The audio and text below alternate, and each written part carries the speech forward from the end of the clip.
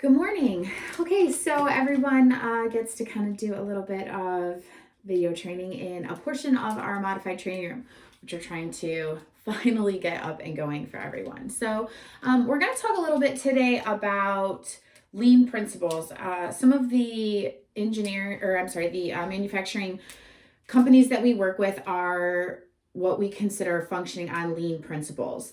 And companies that don't actually follow a lean model, all of us in today's manufacturing world have either heard of it or follow something along the lines of 5 Ys or a model that is trying to reduce our overhead and get more for our dollar.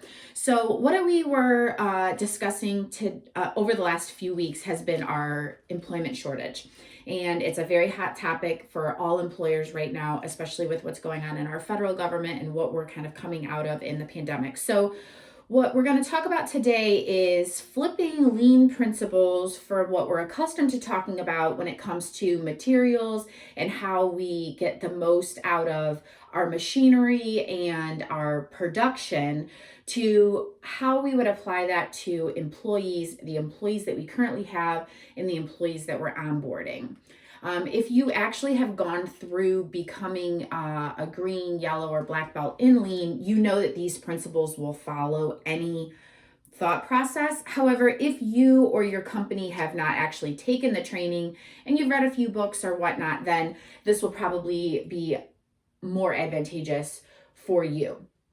We use some of these principles in what we call swap seat theory. If you've taken our executive training, metanoia, in your company, then you'll see us apply this more specifically to your organization. So it depends on what your level of engagement is with us. So normally when we talk about lean processes, I just mentioned, we're talking about getting the most out of your machinery, maybe how they're placed on your shop floor, how we can maximize the output of your materials, your people, and your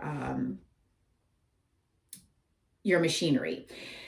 But now it's not like that, right? So we can have your shop laid out. We can have everything in the absolute most perfect flow. Everything can be exactly how we want it.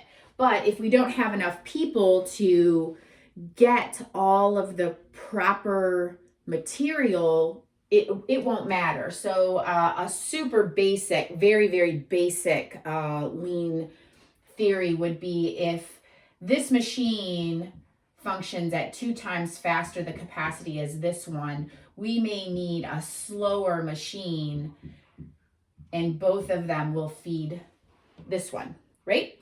So this one still is doing its best, but we may need 2 to fill in. And even though they move slower, we'll still get a more maximum output. We won't have wasted our money on this newer machine. It's a better advancement of our technology, better assets, all of the other pieces to business. We still need people, though, to be able to run all of those pieces. We may even need all of these executive people outside of the box, needing to be able to do all of the working on our business, not so much working in our business. So how do we maximize the people that we have working for us, right? Our greatest asset, that's what we talk about. They are free thinking. We hired them for a reason. They have some kind of credential. We didn't hire them for just a warm body. So we have maybe some other pieces functioning in our business over here. Let's see how many colors I can use.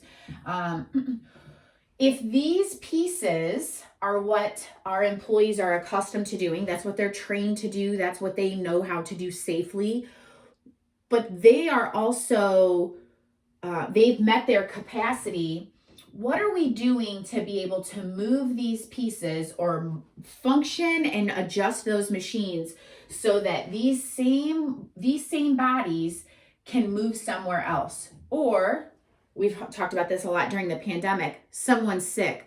Someone decides that they no longer want to work for you. We don't want 1 or 2 shifts going empty. we need to be able to move them. We need to be able to swap their seat. That's how we talk about swap seat theory. Someone needs to go on vacation. We're talking about bringing in a culture of employees that needs a better or desires a better work-life balance. So they want to be able to utilize their vacation. They want to be able to take 1-2 weeks off at a time. So rather than having a whole shift of people that we just don't have an operator, what are we going to do to be able to repurpose an employee and drop them in here so that we're not just saying, oh gosh, we're in a pinch, or overworking 2 shifts of employees to the bone and jeopardizing their happiness at work. And when I say happiness, I don't say that warm and fuzzy, but their likelihood to then leave, where we have to retrain and reinvest all of that time in another person. The other spin on that is an automation piece. So we talked over here about this machine where it will actually function at double the capacity, right? We're using, in this very simplistic drawing, we're using 2 older machines to meet the capacity to this one newer machine. What if there's an automation piece that's available to make everything happen a little bit better, or our quality a little bit better? So then we've eliminated the need for an operator. We don't need this person. However, we have a tenured employee who has been doing this for a long time. We don't want to say, I'm sorry, we don't need you. We do need the time and effort and appreciation that we've put into you. So we do need to swap your seat and put you over here. That is one of the key elements to not jeopardizing your culture, not jeopardizing the morale of your employees, not making people anxious that they're going to lose your job in light of automation. Because automation is great. We all love it. Yes, it will, from an executive standpoint, keep our costs down. It will improve our quality. However, we do need people. We do need them to be there. So we want to make sure that we're not losing our better people.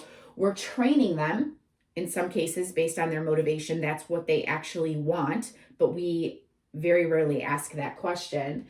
And we're swap seat training those people to be able to do more things.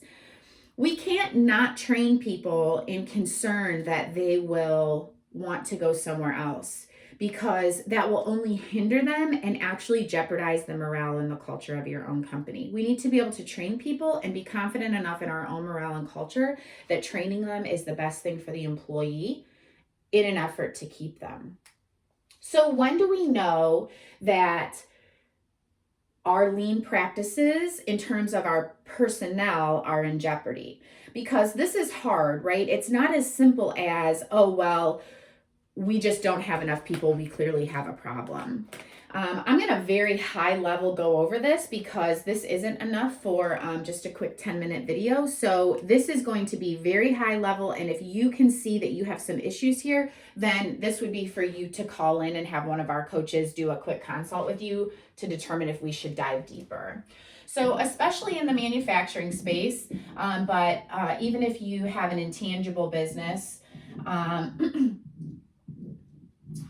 insurance, accounting, attorneys, anything that is something that you can't touch and hold. Even my business is an intangible training, that type of thing. You should have 5 things that you measure from the top of your company, 5 kind of initiatives. And they should all be a goal that is the priority focus of every department in your company. So if we are not hitting this production goal, that might be, are we at a 100% on-time delivery? Well, you're going to know if it's not. So if that's this goal right here, 100% on time, you're going to know that this department, your production department, is not hitting this goal. If you're at a less than 10% overtime, you're going to know that you aren't hitting it because here's your personnel problem right here. You've got too many people trying to make up the gap.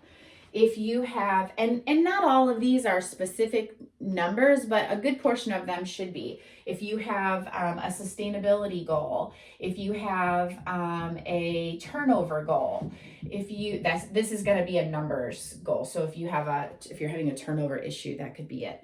And these should be revisited quarterly. So take a look and then tell me who all in the company knows. And I mean all the way down to the person emptying the waste baskets. Do they know that these are your 5 goals? So can you say that everybody knows them? And each department head, are they also coming up with 5 goals that support these primary 5 in your organization? One final note, and it will apply to companies that have kind of grown rapidly. We have some in the pandemic that have grown rapidly and others that have shrunk rapidly. If you were originally a small business, you can very easily revisit the moment when there was 2 or 3 of you and you all wore multiple hats. That is the very core of swap seat. And as we get bigger, our hopes are, well, we have someone that does this job specifically. We have someone who does this job specifically. And the bigger we are, the more specific those jobs get.